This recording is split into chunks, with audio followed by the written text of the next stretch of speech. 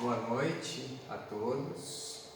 Eu quero agradecer essa renovada oportunidade que nos dão de vir mais uma vez trabalhar. Quero pedir licença aos amigos espirituais e ao mentor da casa e ajuda para que possamos levar a bom termo o nosso propósito de trabalho. E lembrando, não se começa o trabalho na casa espírita, como nos ensinam os espíritos, sem pedir licença ao Pai. Então eu quero convidar a todos nesse instante, para que elevem o pensamento ao alto, a Deus, nosso Pai, a Jesus, o amigo de todas as horas, e a Maria, Mãe Santíssima. Buscando pelo coração os espíritos de luz, amigos que nos acompanham, e também buscando todos aqueles que nos são caros, nossos afetos, e também aqueles que não são tão próximos e que precisam, tanto quanto nós, do olhar de Jesus, da sua graça. E assim convidamos a todos para que nos acompanhem, dizendo: Pai nosso que estás nos céus, santificado, Senhor, seja o vosso nome. Venha a nós o vosso reino, seja feita a vossa vontade, assim na terra como no céu. O pão nosso de cada dia nos dai hoje. Perdoa, Pai, nossas ofensas, na medida em que perdoamos aqueles que nos têm ofendido. Não nos deixeis cair em tentação, e livrai-nos do mal, porque Teu é o reino, o poder e a glória para sempre. E assim, vamos trabalhar. Hoje o nosso assunto é flagelos coletivos. Só lembrando, Espiritismo não é religião. Por isso, não esperamos que você acredite no que nós vamos trazer. E sim, como ensinou Kardec, questione, duvide, conteste, vá pesquisar, forme a sua opinião. Nós fazemos o trabalho estudando antes de vir para cá, mas tudo passa pela nossa vivência, pelo nosso conhecimento, pela nossa experiência. Isso pode estar distorcido. Por isso que assim, vá buscar nas obras básicas, naqueles espíritos, naqueles autores que você tem por reconhecidos, e aí você pode avaliar, tá ok? No fundo, o que a gente vai fazer é uma provocação sobre um determinado assunto, e nós vamos traçar uma trajetória para a gente tentar fazer lógica no que vamos trazer como proposta. Assim, ó, Jesus: no mundo tereis aflições. Olha, tá aí, né? Profecia é o que a gente está vivendo na atualidade. E o que ele nos diz? Profundo sentimento moral produzido por dor, desalento, tristeza, mágoa ou desgosto, que é o que estamos experimentando. Os nossos tempos agora, nesse final de ciclo e início de outro, está nos oportunizando experiências muito interessantes que a gente vai avaliar aqui, de distanciamento das formas de sociedade, valores, comunidades, enfim, e estamos nos voltando para um isolamento. E é um isolamento imposto, não adianta você não querer muito, você acaba assim. Isso faz com que você tenha a oportunidade de refletir sobre aquilo que te vai na alma, porque a dispersão que a gente experimenta no dia a dia está meio que anulada. E aí a coisa mais difícil é assim, eu vou ter que conviver comigo? Será que eu me aguento? Vamos olhar, vamos pegar na história para ver como é que isso se desenrolou. Assim, ó, no começo tudo era o caos. Magma. Com o tempo, através do trabalho de espíritos abnegados, esses elementos do caldo primordial, na formação do nosso planeta, eles se estabilizaram e passaram a formar os seres vivos, o início da vida, mônadas, lá atrás, há muito tempo. Com isto veio, primeiro, se você olhar todo esse desenvolvimento, primeira raça, raiz, protoplasma. Você tinha que entrar no estudo das células e bem para trás para poder entender. A segunda, hiperbórea. A terceira raça, lemuriana. Lembra-se dos lêmures, tá? A quarta raça, Atlante. E aí a gente está vendo onde é que anda mesmo o Atlântida, que estão tentando descobrir por aí. Aqui a lemuriana é lá perto de Nova Zelândia, Austrália, enfim. A quinta raça, arianos. Acho que a gente já ouviu falar nos famosos arianos puros, que estão falando dessa tal peneira que passou, mas não funcionou direito, enfim. Sexta raça, Corade. Disse, viverá numa terra transformada. O planeta está passando, né, para uma nova condição. Essa é a raça. E a sétima será a última, não temos a menor ideia do que isso significa. Mas é só para dar uma ideia de evolução. Por falar em evolução, olha lá, povoamento da Terra. O Homo sapiens teve origem nas savanas na África há 200 mil anos, descendendo, tá, do Homo erectus. Colonizou a Eurásia e a Oceania há 40 mil anos e as Américas há apenas... É só um dado histórico para a gente ir situando, né?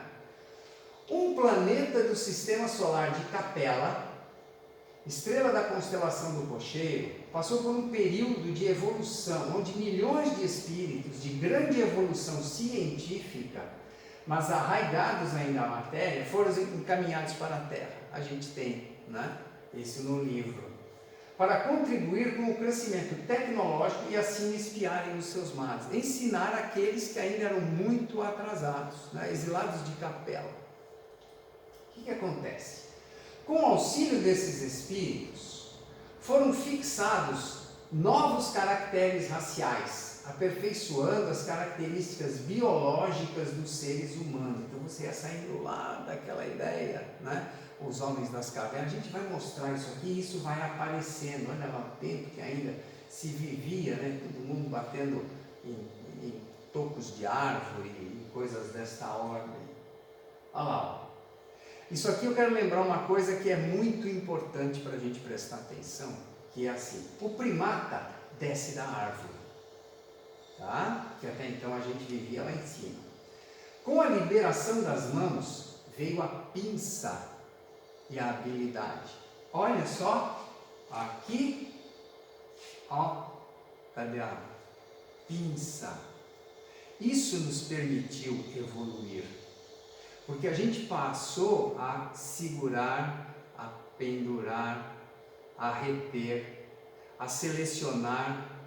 Tente fazer qualquer coisa hoje sem usar a pinça. Cara, tu está perdido, não tem o que fazer. E se você olhar as espécies, quem é que tem pinça? Nós e antepassados, ainda, né, no formato mais primata. É isso que permitiu o avanço tecnológico, os experimentos. Se não fosse essa condição, nós não teríamos tudo isso. O que acontece quando a gente disse aqui, há 2 lâminas atrás, que esses espíritos vieram para trazer determinados caracteres? Está aqui, ó. Como é que a gente anda? Ereto. Olha para ele, os braços quase que arrastavam no chão. A queixada era proeminente, são os prognatas. Tudo isso foi recolhendo. Por quê? Porque a gente parou de ter a necessidade de ter os caninos para poder atacar o pescoço do outro e poder se alimentar. Nós passamos a usar formas que a terra oferecia, que os frutos ofereciam. Então você tem o início do fim dessa necessidade carnívora para obter a proteína. E cada vez mais agora a tecnologia está nos oferecendo os pratos de Petri, enfim, eu não vou entrar por esse viés, senão a gente não termina nunca. Mas olha a ideia, lembra sempre da pinça? O hominídeo, é aquele que estava ali atrás, olha só a figura. Ele se torna nômade, ele sai caminhando, achando alguma caça e recolhendo o que ele ia encontrando para poder se alimentar. A evolução vai mostrando que, quando ele encontrava, vem o advento da agricultura, ele passa a habitar cavernas e ele passa a começar a defender aquele ambiente, aquele território. Ele passa a defender a família, os filhos, aquilo que ele conquista. Então ele deixa de ser nômade para sobreviver e passa a ser, alguma forma, territorialista. Com isso, ele passa a desenvolver artefatos. E aí a gente encontra os períodos, né, da pedra lascada. Depois você encontra a pedra polida, você já encontra artefatos. Isso você vai encontrando, a história vai mostrando, arqueólogos vão mostrando essa evolução. Mas fica mais complicado um pouco, olha lá. Por quê? Veio o domínio do fogo. Então, até então, fogo era o quê? Quando algum relâmpago ou um raio atingia alguma área, uma árvore, seja lá o que for, então se temia muito pelo barulho e pela imposição de medo que aquilo dava, se temia, até porque quando alguém era alcançado, eles viam o que acontecia. Mas com o tempo, ele passa a dominar o fogo. E aí ele passa a fazer formas elaboradas de alimentação. Olha como o homem vai dominando as formas que são prenúncio de tecnologia, porque hoje a gente sabe, pouquíssima coisa você faz ainda sem o fogo. Tá? Olha lá, na idade dos metais, olha o fogo. Por quê? Porque você já usa o fogo derretendo metais para fazer artefatos. Qual foi a primeira providência? Arrumar isso na forma de ponta de flecha, ponta de lança para caçar e também para atacar. Né? Porque o espírito ainda era muito primitivo, ainda era muito violento. Aí a gente pergunta assim, isso seguiu? É só dar uma olhada para o lado de fora, que a gente vê quanto ainda existe disso. Olha lá, falando um pouquinho, voltando, né? Quem puder, por favor, entra no Google e leia A Caverna de Platão. É bárbaro para poder entender o princípio espiritual. A gente tem uma palestra disso, se o Renato uma hora dessa deixar, a gente vem aqui e faz essa palestra da evolução do espírito. Mas o que acontece? Como é que se vivia? Tá?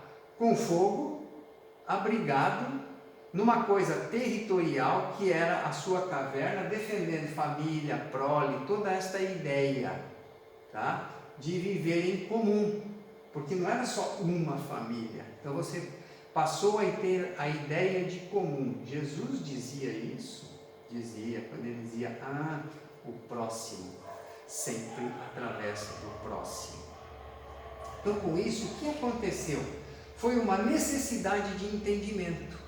E aí você passa pelo desenvolvimento da linguagem, ok?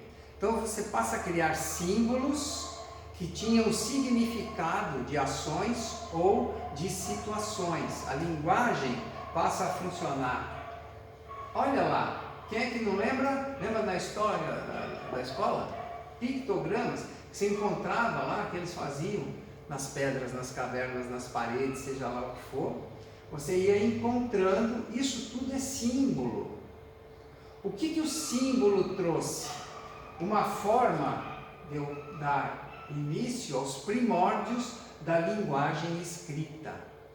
Tá? Pergaminhos, aquela história toda, e você fazia isso gravando em pedra. Alguém lembra aí de Moisés? Como é que era? A tábua?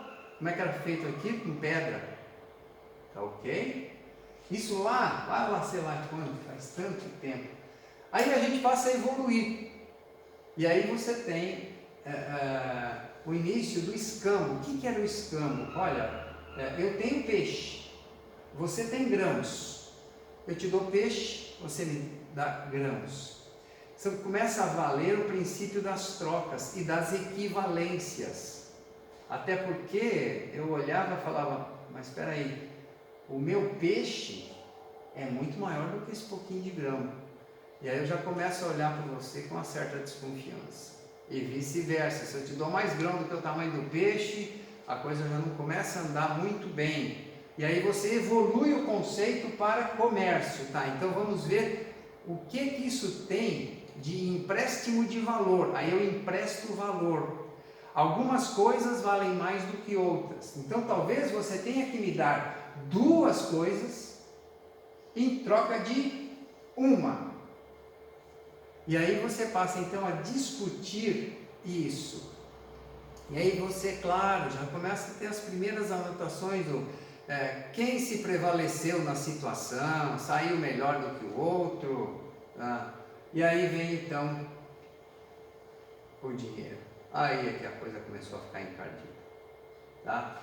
Porque ele começou a ter um valor simbólico muito maior do que aquilo que ele representava.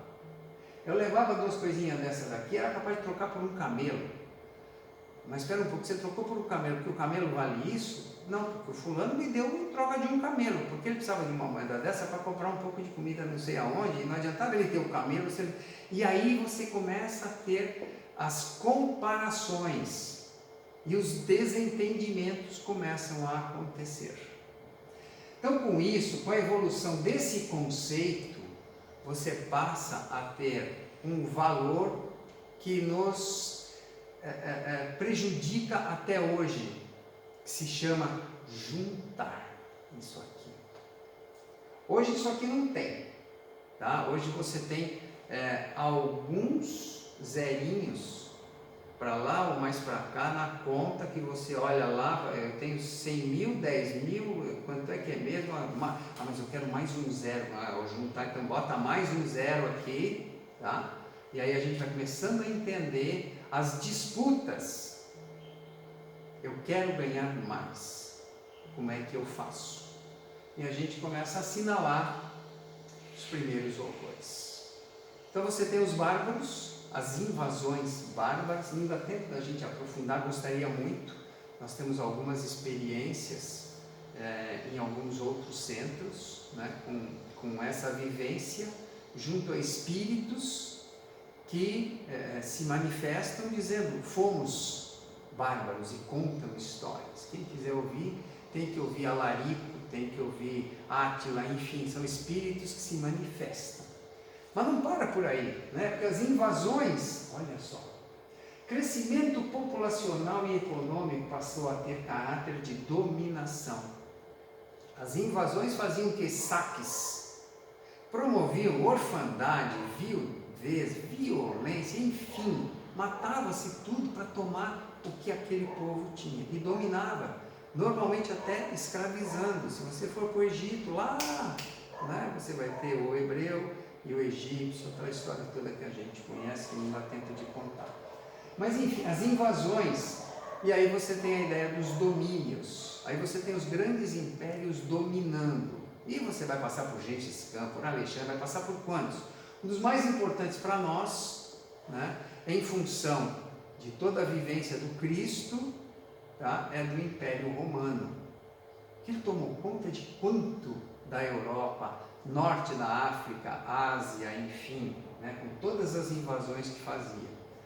Não bastasse o domínio do Império Romano, você tem as conquistas como ampliação territorial pela força. Então eu vou lá e além de saquear, eu tomo aquilo. E aí vira o que? Colônia. Tá? Tanto que a gente teve colônia, ainda temos colônias, né, de países muito mais fortes dominando outros muito mais fracos. Não para por aí, chega o cristianismo. E aí começa a trazer um novo conceito, uma nova forma de pensar, de conviver, enfim. Mas ele passa a ter o clero, que se apodera dos ensinos do Cristo. E acho que alguma coisa não ficou bem esclarecida, né? Porque o clero propõe as cruzadas, que nada mais eram do que impor o que o Cristo disse, como se o Cristo em algum momento tivesse sido violento e imposto. Mas aí aqueles que se diziam representantes promovem as cruzadas. Então, para impor o cristianismo, o que eles fazem? Né? Toda sorte de maldade, invasões, e aí, claro, invasões, iguaizinhos, né? Saqueando e daí para diante.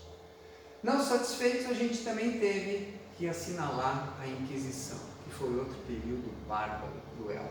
Até porque a Inquisição se associa ao poder imperial. Então, os desafetos normalmente vinham para situações como essa daqui.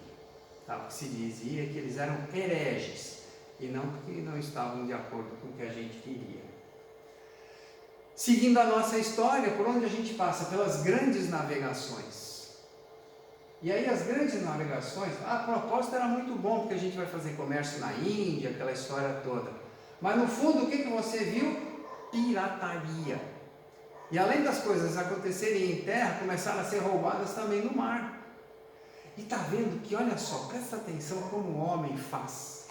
É assim, ó, o braço erguido contra o seu irmão.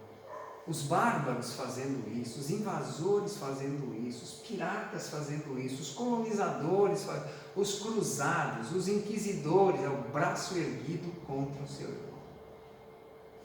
O pai lá em cima está olhando. Jesus está olhando, o grande pastor. O que ele precisava ensinar? Não ergue o braço contra o teu irmão.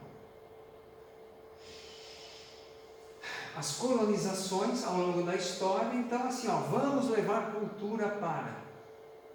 Então assim, ó, forma da espécie humana espalhar pelo mundo. Isso é muito bom porque vai povoando. Só que as grandes colonizações, lembra dele? Dom João, eu trouxe aqui a figura para a gente lembrar, né? Que veio com o nosso cantinho aqui. O que veio logo em seguida? A escravidão. Essa mancha que a gente tem na pátria do Evangelho. O Brasil tem duas egrégoras pesadas só: a Guerra do Paraguai e a escravidão. Por isso a árvore da vida veio de Jerusalém para cá. Jesus transplantou a árvore da vida para cá. Por quê?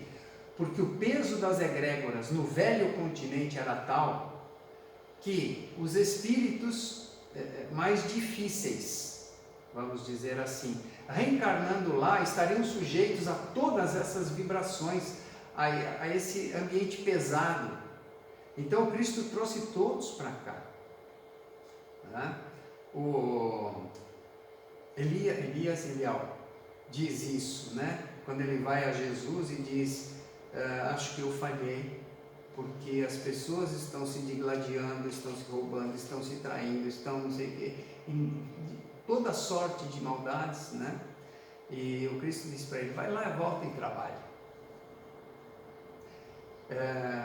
Nós mandamos que fossem juntados todos os sacerdotes que desviaram, todos os guerreiros, todos os grandes generais, todos os grandes invasores, todos aqueles que promoveram maldade, todos, e mandei reencarnar tudo no Brasil. Só lá, sem o peso das egrégoras, é que eles teriam oportunidade de ter convivência com o bem, e essas sementes seriam plantadas em seus corações. Então vá, está tudo combinado. Enfim, essa noite lamentável. Não para por aí, a gente enxerga hoje, as nossas dores têm nome e têm rosto, cada um desses. Não é uma multidão, cara, cada um é um, cada um tem uma história, cada um tem uma forma de evoluir, criou sua família, fez os seus filhos, tinha uma casa, olha só, olha. O que se promove nos dias de hoje ainda, tá? E nós precisamos de outras pessoas, das relações, para ter referências, e não as formas de perseguição, que não ajudam a construir. Não preciso contar nada disso aqui, né? Desterro. A gente vê no jornal, na televisão, quantas formas, aquele Mediterrâneo, meu Deus, quantas almas já não engoliu em barquinhos, cascais, que eles tentam fugir das suas terras natais, para fugir do horror, da maldade, da guerra. Olha só a situação. Vai juntando tudo isso e vai perguntando o que ocasiona todo esse clima de conflito que a gente experimenta.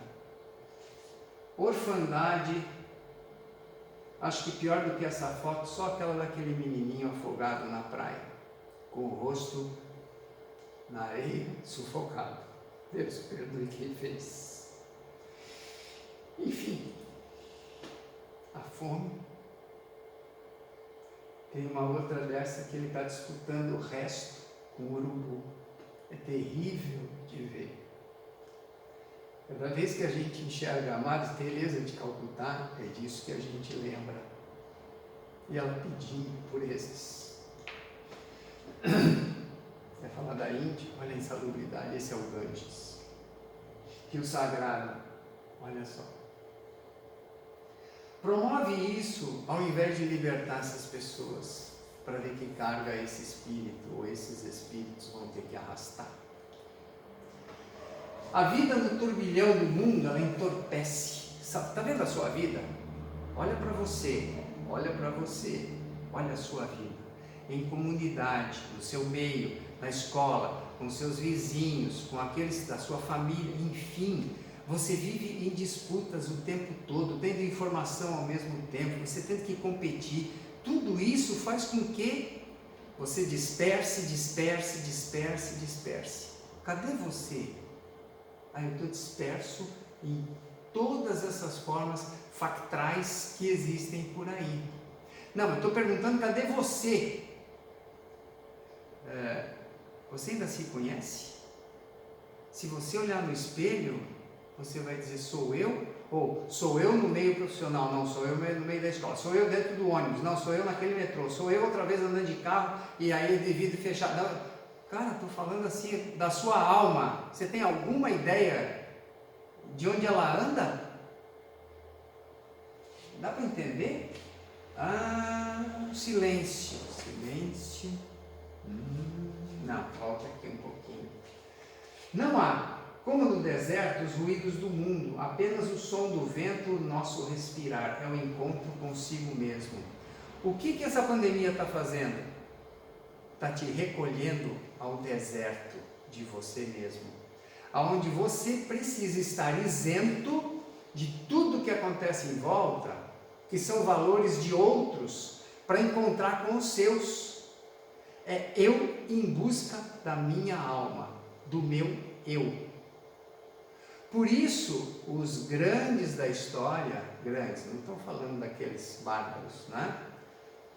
Jesus, Gandhi, Paulo, enfim, quanto que eles fizeram? Se recolheram ao deserto, para não ter nenhuma influência de outras formas e poderem avaliar a sua alma. Por quê? O deserto te oferece desprendimento, se desprenda de, alerta. Quanto mais valor se dá às coisas materiais, mais ocorre o isolamento social do indivíduo. O ser se fecha, priorizando ganhos e bens, dedicando a vida a se relacionar apenas com o que quer e com aquilo que pode comprar. É tudo de novo pelo dinheiro. Quanto que você tem, você vai ter mais ou vai ter menos. Ter mais é diferente de ser mais, que fique bem claro. Te propõe independência, é uma análise sobre isso. Por quê? Bens não constituem propriedade individual do homem, são meios e não fins. Você não vai levar absolutamente nada do que juntar aqui. Tudo que está na terra está por empréstimo, vai ficar tudo aqui, só as suas obras. E ainda assim, quando chegar lá, ninguém vai te perguntar quantas boas obras tu fizeste. A Madre Teresa ensinou, vão te perguntar quanto amor tu colocaste nas obras que fizeste. Te propõe uma avaliação e a ideia de rompimento da escravidão. É o equilíbrio psíquico e mental, a conquista de valores sociais, morais, espirituais, onde você está sujeito a tantas formas de escravidão, de valores que não são teus e que você cumpre como se fossem, mas te foram impostos. Isso era coisa do meu pai, mas eu continuo repetindo. Isso foi culpa daquele professor, não sei o quê, mas eu continuo fazendo. E daí a sociedade me impõe, o jurídico me impõe, a polícia me impõe. Cara, quantas regras me impõem. Mas e eu mesmo? Como é que eu faço comigo? Quais são os meus valores? Te propõe uma análise sobre a renúncia. Renúncia, o desejo de reconhecimento, falando agora de ti. Claro, eu também junto, eu estou do lado de tal. O desejo de reconhecimento é uma das mais profundas necessidades humanas. Eu preciso ser reconhecido para que eu tenha alguma forma de apreço para mim. Quem é que gosta de mim? Quem é que admira aquilo que eu faço? Quem é que espera porque diz que eu sei fazer melhor? Eu preciso de reconhecimento. Avalie-se. Você precisa de reconhecimento todo dia, todos os dias. Preciso da aprovação dos meus familiares, dos meus pares, dos meus amigos, dos meus inimigos, da tua aprovação. Se não tivesse a tua aprovação, eu não estava aqui. Se começarem a dizer, tira o limpo daí porque não está servindo, eu não volto, eu não tive aprovação, eu preciso de aprovação. Isso faz com que eu procure fazer o melhor que sei. Mas eu tenho que vir para dentro dos meus valores. Entre muitos apegos modernos, não há somente os materiais, também existem os mentais. Apegos a gratificações instantâneas, reconhecimento instantâneo, todo dia, o tempo todo, que servem de validação à própria existência, sem as quais os momentos de tédio se tornariam um verdadeiro tormento. Estou cansado, estou entediado, eu preciso de um reconhecimento. Eu nem me dei conta que chamava isso. O que você está tentando? Ligar a televisão. Clique, ela ligou. Está vendo? Uma coisinha simples como essa é uma forma de reconhecimento. Você está satisfeito? Ela podia não ter ligado. Cara, caiu a internet. Caiu aí. Quê? Não brinca. Não pode ter caído a internet. Como é que eu faço agora? O mundo não existe, mas terminou o mundo, caiu a internet. Tu está entendendo? Não, eu vou te explicar. Como é que é mesmo? Escravidão das redes sociais. Que tal uma reuniãozinha em família desse jeito? Isso não está acontecendo aí contigo. Você não está assistindo isso, ainda bem. Tem muita gente que está fazendo assim, ó. Olha só, cada um no seu celular. Ações. Quer ver? Assim, ó. Vamos brincar na escola, gurizada? Você brincou na rua, você jogou bola, você correu atrás do taco? E isso aqui? O que é mesmo que você pensa, o que você sente, o que você gosta? Cara, cada um mais voltado para dentro dessa tal de tecnologia. E o que é pior, como é que ficou a ideia da essencialidade? Essencialidade é o que é essencial para você seguir. Quais as necessidades que orientam as nossas escolhas? Como é que você vive para renunciar ao supérfluo que nos faz compreender mais claramente o que de fato é necessário? Só avaliando o supérfluo, é a dualidade, como sempre, o frio, o quente, o mal e o bem, o escuro e o claro, e daí para diante, a luz e as trevas. Encontre-se com a sua alma e você saberá encontrar-se com a alma dos outros. Jesus nos diz: bem-aventurados os aflitos, é a lei de causa e efeito. Então o que nós estamos experimentando agora? Vocês estão perdidos por aí, então vamos fazer o seguinte, vamos recolher todo mundo. Ele está sendo imposto de forma global. E o cuidado, olha só as avaliações que a gente pode fazer. O cuidado que foi tido é assim: não vamos jogar um povo contra o outro. Nós vamos encontrar uma coisinha pequenininha assim, que você não consegue nem pisar em cima para matar, e vamos espalhar por todos. E isso vai te impor o isolamento, a exclusão, a renúncia, a avaliação do essencial. Desse jeito. A evolução nos ensinou sobre o guante da dor, nos ensinou a sobrevivência, a convivência, o esquecimento, o perdão. Jesus veio ensinar tudo isso. E nós precisamos sempre de quem? Da irmã dor. É a irmã dor que nos traz de volta ao ser. O que ela trata? A ansiedade, assédio moral, julgamento, preconceito, exclusão, indiferença, rejeição, fome, solidão, medo, a dor física, moral, social, psicológica. A providência providencia toda esta forma para te acordar, para nos acordar, perdão. Nós somos acordados sempre pela irmã dor. Francisco de Assis dizia isso. A minha irmã dor é quem me põe a caminho.